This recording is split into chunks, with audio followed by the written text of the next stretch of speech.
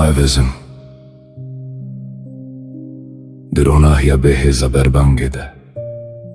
Ew mirovê ku di neynikê de Ez pêre çav bi çav dibim Porê ku xweliya salan lê ketî Çavên ku şopareyên derbas bûyî tê de mane Zimanê ku dengekî lerizok lê dimîne Stranên nîv comayî Helbestên negotî hildigire Maevezim Di her perçeyê neynika şikestî de Cuda cuda xuya dike Bi her nihêrîna xwe çîrokeke din dibêje Perçeyek hîn jî zarok e Perçeyek rêwiyekî westiyayî Perçeyek hatiye hez kirin Perçeyek hatiye ji bîr kirin Perçeyek jî tu carî ji kesî re nehatiye gotin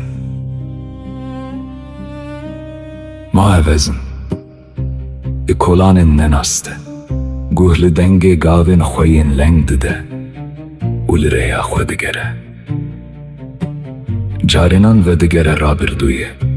Carinan li ber deriyekî girtî disekine Carinan ji tenê Da ku sibeh bê dimeşe Maevezim Di evînê de birîndar Di hevaltiyê de xapiyayî Pişta xwe dibin barê jiyanê de Tewandî Lê dîsa jî bi tevahî nehilweşiyayî Di nav destên xwe de Ronahiyeke biçûk veşartî Piştî hemû van şikestinan jî Hewl dide ku mirov bimîne Maevezim Yan keseke Ku di nav salan re derbas bûye Her çi qas bêtir dişibe min Ew qas ji min dûrtir dikeve Ya ku di neynikê de dibînim Ne tenê rûyê min e Şopa mirovên ku min hez jê kirine Bêdengiya wanên ku min winda kirine Siya wanên ku min nikarî bû dev jê berdim Tê de heye Mirov ne tenê bi demê pîr dibe Her evîn, her şaşbûn, her veqetîn û her hêvî Li rûxê zekê Li hundir bêdengiyekê tihêle Maevezim Dibe ku erê Dibe ku mirov Di hemû jiyana xwe del xwe digere Di her neynikê de hinekî kêm dibe Hinekî kurtir dibe Hinekî bêdengtir dibe Hinekî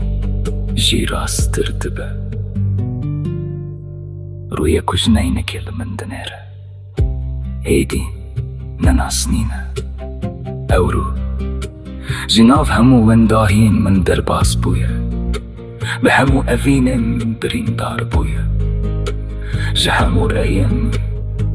vegeriyaye û hîn jî firmaye Ewezim Ewezim